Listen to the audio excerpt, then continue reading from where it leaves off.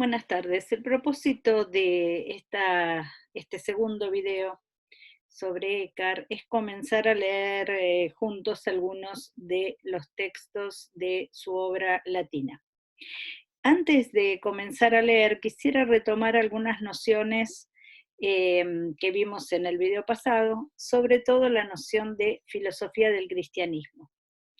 Decíamos que Eckhart tiene el propósito de fundamentar una filosofía del cristianismo, y esto se hace evidente cuando, al prologar un texto en el cual comenta la escritura, dice querer proceder conforme a la luz natural y aportar lo que llama las razones de los filósofos. Cuando escuchamos esta expresión, filosofía del cristianismo, es posible que vengan algunas cuestiones a nuestra mente, o que por una parte, digamos, el cristianismo no tiene nada que ver con la filosofía, decir filosofía cristiana es como decir hierro de madera, o por otra parte que pensemos en algo parecido a lo que pretendió hacer Hegel o alguno de los autores del idealismo alemán. Sin embargo, vamos a precisar el peculiar sentido que tiene esta expresión para Eckhart, según algunos de los especialistas en su pensamiento. Como les dije en el video pasado, sobre todo es la propuesta de Kurt Flasch y de Loris Sturlese, entre otros. En primer lugar, creo que se intenta esta fórmula sobre todo para sacarle a Eckhart el mote de místico, que tuvo por mucho tiempo, porque como dijimos, el primer estudio fue sobre su obra alemana, que tiene que ver más bien con la propuesta de Eckhart de algunos ejercicios espirituales para alcanzar la unión con lo divino. El estudio de la obra latina, como dijimos, fue más tardío, y es a partir del estudio de la obra latina donde estos autores empiezan a ver que Eckhart tiene los modos propios de un maestro escolástico, es decir, que busca fundamentar racionalmente algunas de sus proposiciones. Sin embargo, hay ciertos rasgos distintivos que es necesario destacar. Si uno piensa en un autor escolástico que intentó argumentar racionalmente algunos contenidos de la fe, pensamos inmediatamente en otro dominico que unas décadas antes ocupó la misma cátedra de teología de la Universidad de París, es decir, en Tomás de Aquino. Todos conocemos muy bien las famosas 5 vías de Tomás de Aquino, donde pretende ofrecer 5 vías o 5 caminos racionales para probar la proposición de la fe: Dios existe. Si uno piensa que lo que propone Eckhart con una filosofía del cristianismo es también un tratamiento estricto y metódico de los contenidos de la fe cristiana a la luz de la pura razón, esta pretensión no parece ser muy diferente a aquella que se proponía Tomás de Aquino. Pero creo que el punto de inflexión se encuentra en la consideración de qué significa filosofía para uno y para el otro. Sin tratar de meternos en Tomás, lo estoy usando solamente como una especie de paradigma con el cual confrontar, pero sin profundizar en su pensamiento. Lo cierto es que hacer filosofía para un Tomás de Aquino, este filósofo escolástico un poco paradigmático, es precisamente seguir métodos racionales que nos conduzcan a probar determinadas proposiciones como verdades necesarias. Esto quiere decir cuya negación es contradictoria o imposible. Si bien esta también es la metodología que pretende llevar a cabo Meister Eckhart, lo cierto es que para Meister Eckhart la filosofía, además de ser un conjunto de argumentos racionales, es un camino que tiene aquel prístino sentido, aquel sentido originario de búsqueda de la sabiduría. Y como tal, búsqueda de la sabiduría que conlleva necesariamente un modo de vida. Quienes han hecho historia de la filosofía medieval con nuestro equipo docente recordarán que en una de nuestras primeras clases leemos un texto de Pierre Hadot acerca de la consideración del cristianismo como filosofía revelada. En ese texto, Hadot muestra que el primer cristianismo se consideró a sí mismo filosofía, puesto que la filosofía en la antigüedad tardía se consideraba como un discurso y un modo de vida. Entonces el cristianismo, al ser un modo de vida conforme a un logos, a una palabra sagrada, a nuestro famoso logos cristiano, podía considerarse a sí mismo como una filosofía. Pues bien, ese es el sentido de filosofía que creemos que hay que recuperar en la obra de Eckhart. ¿Para qué Eckhart quiere construir argumentos racionales que prueben algunas de las llamadas verdades de la fe? Pues bien, el objetivo no es otro, sino el de coadyuvar a los ejercicios espirituales que conduzcan al alma a su unión con la divinidad. En el caso particular de este tema que nos ocupa, que es el tema antropológico, describir, fundamentar, argumentar todo aquello que tenga que ver con la noción de imagen ligada al alma del hombre, solo tiene sentido si está en función de una búsqueda de la sabiduría en sentido amplio filosófico o de una unión con Dios, concretamente en el sentido de divinización del alma, que es a donde Eckhart quiere llegar. Este es el sentido más profundo, yo creo, y en este tema se ve muy particularmente, de la compatibilidad entre la obra latina y la obra alemana. Y todavía más, creo que en este punto hay que insertar otro de los temas que tomamos así muy rápidamente en la primera presentación, que es la primacía del intelecto. Esta primacía del intelecto que Eckhart ancla en la noción cristiana de logos, en realidad la pone en concordancia con las razones de los filósofos.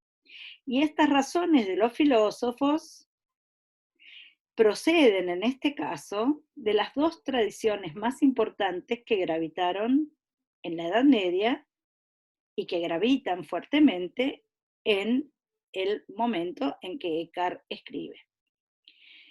La primera, y que sabemos que hace como la matriz fundamental de todo el pensamiento medieval, es la tradición platónica. ¿Qué hay de primacía del intelecto en la tradición platónica? Nada menos que la idea del dios demiúrgico del Timeo, ese dios que es nous, esta idea del demiurgo, del nous, hacedor, padre, es retomada primero, ya sabemos, por Filón de Alejandría y después por la mayoría de los autores cristianos. Quiero decir, el creador es un intelecto.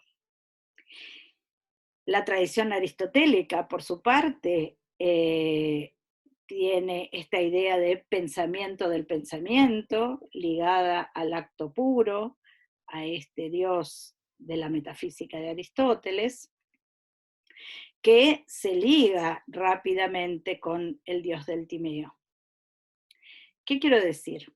El pensamiento cristiano, bebiendo de los dos fundadores de las grandes tradiciones del pensamiento clásico, pudo fundamentar a partir de esto un Dios concebido como un intelecto que se piensa a sí mismo.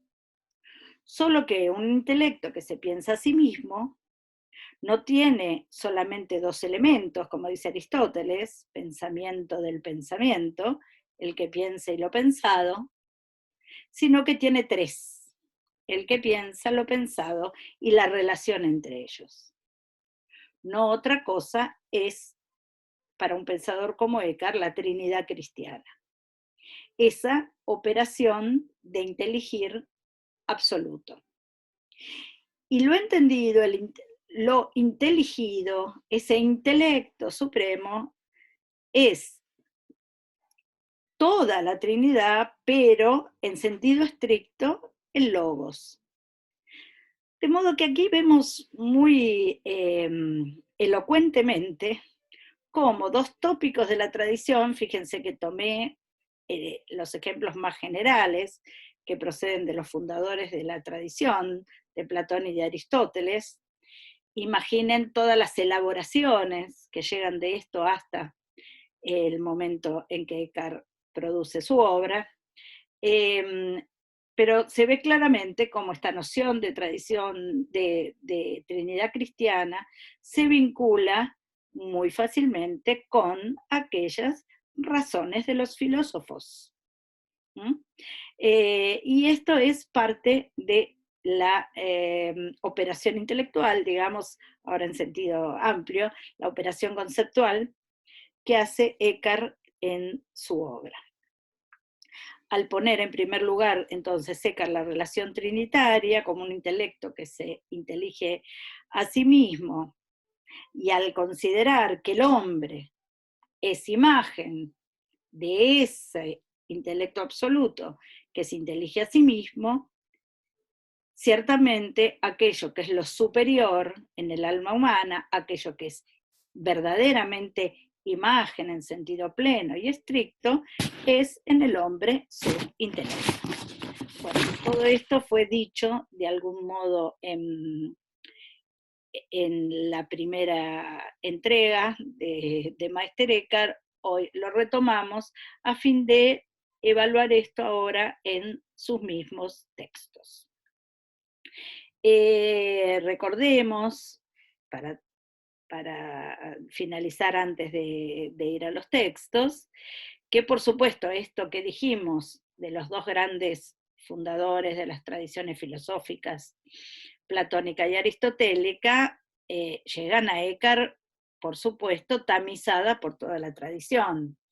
Mencionamos la vez anterior a Agustín de Hipona como una especie de paradigma del platonismo cristiano, pero por supuesto hay muchos más en medio hasta llegar a Eckhart, y mencionamos toda la tradición del albertismo, que es fundamentalmente peripatética, y que toma este tópico de la obra aristotélica y lo pone en una matriz platónica. Y es esto un poco lo que también va a hacer Eckhart a la hora de comentar los textos de la escritura, fundamentarlos con la luz natural y ponerlo en concordancia con las razones de los filósofos. Sin más introducción, ahora vamos a ver los textos que ustedes mismos tienen en la selección. Como anticipamos, se trata de dos textos de la obra latina. Uno es el comentario al Evangelio de Juan y el segundo, el Génesis. Me permití resaltar, como ven en amarillo, algunas de las cuestiones que me parecen las más importantes y por las cuales estos textos fueron incluidos. Vamos a el texto del Evangelio de Juan. En este texto lo que aparece fundamentalmente es la noción de logos vinculada, la noción de imagen vinculada fundamentalmente al logos, a lo que se llama el Hijo unigénito. Como ustedes saben, logos es la segunda persona de la Trinidad, y para Eckhart esta segunda persona es la imagen perfecta del Padre. Ahora bien, más allá del tema teológico trinitario, este texto es interesante porque en él puede plantear Eckhart lo que es propio de la imagen. Fíjense que dice, la imagen, en cuanto imagen, recibe todo su ser del objeto del cual es imagen. Es decir, la imagen no tiene un ser propio, sino que tiene un ser completamente recibido. Y ese ser recibido es recibido según todo lo que el ejemplar es. Esto también es interesante. No es que el ejemplar brinda algo de su ser a la imagen, sino que brinda su ser completamente. La imagen es deudora completamente del ser del ejemplar y a la vez el ejemplar se brinda completamente en la imagen. Por esta razón, dice Eckhart, como vemos ahí en cuarto lugar, la imagen de algo, de un ejemplar que se brinda completamente, tiene que ser única. Es única imagen y lo es de un único ejemplar. Un único ejemplar para una única imagen. Imagen y ejemplar sunt coeva, dice Eckhart. Fíjense ahí el texto latino. Son contemporáneos, se dan al mismo tiempo. O sea, algo es imagen porque tiene un ejemplar, pero también el ejemplar es ejemplar porque hay imagen. Esto es claramente visible con las nociones de padre e hijo. No hay hijo sin padre, pero tampoco hay padre sin hijo. Y ahí inmediatamente dice Eckhart, y por esta razón no es posible inteligir el ejemplar sin la imagen, y no es posible inteligir la imagen sin el ejemplar. Fíjense cómo aparece acá la noción de intelección y la noción de conocimiento. Nadie conoce el ejemplar mejor que la imagen, y nadie conoce la imagen mejor que el ejemplar. Por supuesto, esto resulta de la exégesis del texto del Evangelio, donde se dice, nadie conoce al Hijo sino el Padre, nadie conoce al Padre sino el Hijo. Pero lo que nos interesa a nosotros destacar del texto es esta relación que establece en sentido general para el ejemplar y la imagen. Entonces, al comienzo dijo que la imagen recibe todo su ser del ejemplar. Es decir, que no tiene un ser propio, sino que tiene un ser absolutamente recibido del ejemplar. Y por otra parte, que ese ejemplar se da todo en su imagen. En segundo lugar, habló del tema del conocimiento y de la intelección. Nadie conoce o intelige mejor al ejemplar que la imagen y a la imagen que el ejemplar. El hecho de unir ambas cosas deviene de un principio general que les diría que es un principio general para toda la filosofía de este autor. Y es lo que se dice a continuación: ciertamente, leo, los principios del ser y del conocer son lo mismo. Uno y el mismo es el principio del ser y del conocer. Y nada es conocido per alienum. Es decir, nada es conocido por algo otro. Que diga que nada es conocido por algo otro, después de haber dicho que solo la imagen conoce perfectamente el ejemplar y el ejemplar a la imagen, significa que la imagen no es otra del ejemplar y el ejemplar no es otro de la imagen. Esto quiere decir que si bien parecen dos, entre ellos no hay alteridad. Es decir, hay una distinción entre padre e hijo, ejemplar-imagen, sin que esa distinción implique alteridad. Esto lo hemos visto en otros textos eckartianos, aludiendo, por ejemplo, al libro de los 24 filósofos, diciendo la mónada engendra la mónada, es decir, una unidad engendra lo igual a sí mismo, y con otras expresiones por el estilo, es decir, que el hijo no es un otro del padre, sino que resulta la igualdad de la unidad.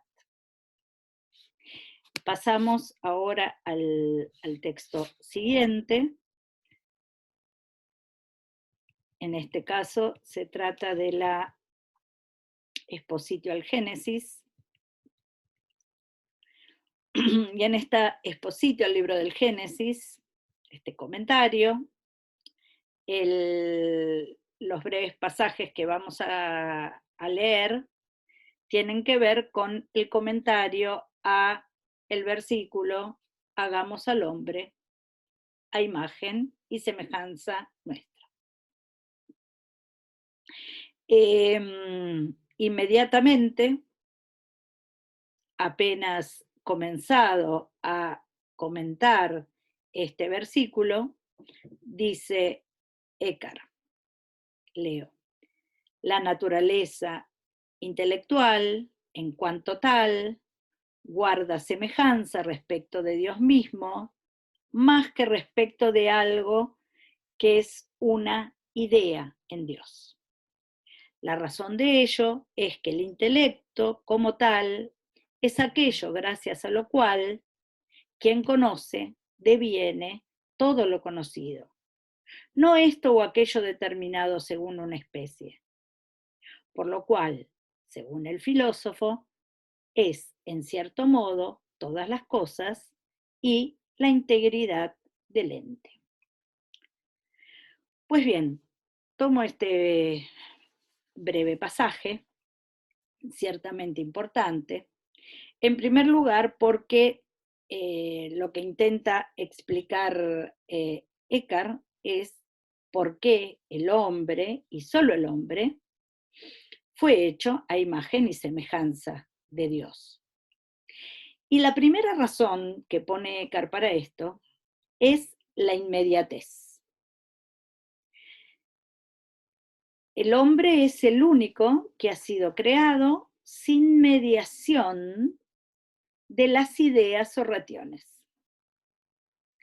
Si uno analiza la doctrina de la creación en Eckhart, que está en este mismo comentario al Génesis, encuentra algo muy similar e inspirado directamente en un texto muy central de la filosofía agustiniana, que es la cuestión acerca de las ideas. Quienes han hecho historia de la filosofía medieval con nosotros leemos este texto y saben que para Agustín ese mundo eidético no es otra cosa que la inteligencia divina o logos. Todo está hecho en el logos, pero eso hecho en el logos es precisamente las ideas o rationes, como prefiere llamarlas Agustín, de todas las cosas. Eckhart, que adopta para su doctrina de la creación esta doctrina de las ideas agustinianas, doctrina de las ideas agustinianas, hace muchísimo hincapié en la peculiaridad de la naturaleza intelectual. La naturaleza intelectual, y llama naturaleza intelectual al hombre, es aquella que, a diferencia de todo lo creado, fue hecho sin mediación. Esto quiere decir que su vinculación con el Creador es inmediata. Esa vinculación inmediata es una vinculación de algo que, y solo él, es a imagen y semejanza. Por esto, continúa el texto, donde está marcado, sigo leyendo, por esto el hombre procede de Dios a semejanza de la sustancia divina, pues solo la naturaleza intelectual es capaz de las perfecciones sustanciales de la esencia divina. Leo este texto para retomar algo que fue dicho en el anterior. El alma es capax Dei, capaz de las perfecciones de la naturaleza divina. Esto es ser capax Dei, lo dirá más adelante el propio Meister Eckhart con el lenguaje agustiniano. Ahora, ¿qué significa esto? Significa que tiene la misma virtud que tiene el logos de que se hagan en él todas las cosas. Y esta virtud procede porque su naturaleza es de carácter intelectual a la manera que lo es el logos. Lo que es de carácter intelectual tiene la posibilidad de devenir todas las cosas, así como aquello que conoce, dice Eckhart, deviene todo lo conocido. Fíjense que el paradigma, el modelo para hablar de la constitución de todas las cosas en el alma, que es a la vez la constitución de todas las cosas en la naturaleza intelectual que inmediatamente está en él, es el paradigma del conocimiento. Viene nuevamente esa frase del De Anima de Aristóteles, según la cual el alma es, a su modo, todas las cosas. El logos es, a su modo, todas las cosas. Todo ha sido creado en el logos y por eso ahí están las ideas, que son de naturaleza idética o intelectual, como el logos. Y en esa creación hay algo que ha sido creado sin mediación, que no necesita la mediación de una idea, precisamente porque no es un esto o un aquello, no es algo que tenga una especie, una determinación. Retengan esto, no es un esto o un aquello, no es nada con determinación, y eso que ha sido creado de manera inmediata en el logos, esa imagen y semejanza, porque precisamente es de naturaleza intelectual, lo cual significa que es, de alguna manera, todas las cosas. Y esto, continúa el texto, es lo que aquí se dice: hagamos al hombre a imagen y semejanza nuestra, no de algo nuestro. Y continúo más abajo. Creó al hombre según su imagen, no una imagen de algo suyo, según la imagen de Dios, no de algo en Dios. Y Agustín dice que el alma es imagen de Dios porque es capaz de Dios, capaz de las perfecciones sustanciales propias de la sustancia divina. Creo que en este texto, después cuando lo vuelvan a leer, no son textos fáciles, creo que resulta clara cuál es la radicalización del tópico agustiniano que hace Meister Eckhart. El hombre no está hecho a imagen de algo que está en la imagen, sino que el hombre está hecho a imagen, es decir, según la propia imagen de Dios. Y esto significa, como vimos en el texto anterior, según el Logos. Y si esto que fue hecho en el Logos fue hecho sin mediación, fue hecho sin ningún llamado a la determinación, entonces es superando toda determinación cuando este hombre, esta naturaleza intelectual hecha a imagen, podrá volverse verdadera imagen, perfecta imagen, podrá deificarse en el Logos. Efectivamente, sigue el texto, lo propio de la ratio de una imagen es expresar todo aquello de lo que es imagen, no solo algo determinado de ella.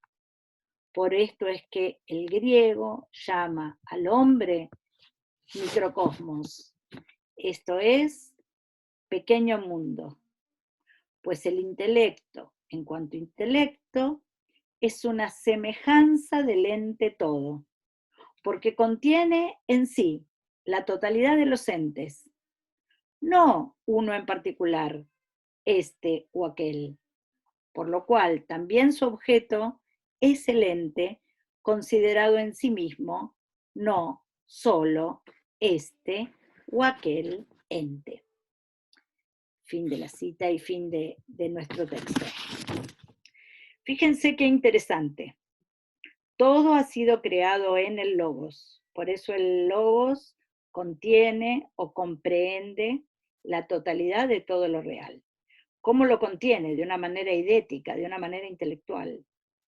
Esas son las razones o ideas. La naturaleza intelectual humana contiene también toda la realidad. ¿Y cómo debe contenerla? Debe contenerla no como especies determinadas, no como pensamiento de esto o de aquello, sino debe contenerla en el sentido del ser mismo. Esto que aquí se dice solo el ente y no el ente este o aquel, ese ente tiene aquí, como en otras obras eckartianas, el sentido del ser mismo, sin determinación, el ser puro, la puridad del ser. Pues bien, estos dos textos que pertenecen a la obra latina, les propongo que vuelvan a leerlo, tratando de ver allí todos los sentidos de imagen que aparecen, de ver bien el tema de la mediación y las consecuencias que esta falta de mediación o que esta inmediatez tiene para la posibilidad de divinización del hombre, la posibilidad de que el hombre se vuelva imagen perfecta.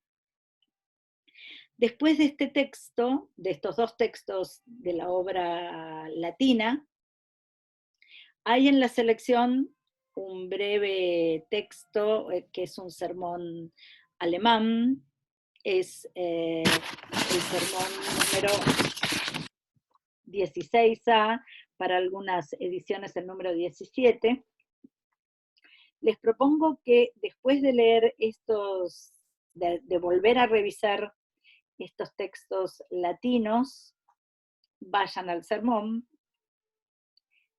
adviertan que el tono y el vocabulario y las imágenes, las imágenes en el sentido de ejemplos usados en el sermón son bastante diferentes a lo que ofrece la obra latina, y traten de hacer el esfuerzo de ver cómo se vinculan estos argumentos en torno a la noción de imagen que aparecen en la obra latina con el camino espiritual propuesto puntualmente en este sermón.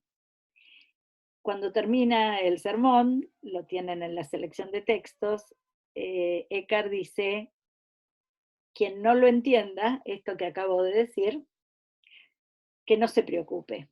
Y bueno, quiero terminar este video diciendo lo mismo. Quien no entienda en, en, esta, en este primer acercamiento por esta vía, sin que nos dé la oportunidad de preguntar, responder, pensar juntos, no se preocupe, porque tendremos ya la ocasión de volver sobre estos temas hasta que queden suficientemente aclarados. Muchas gracias.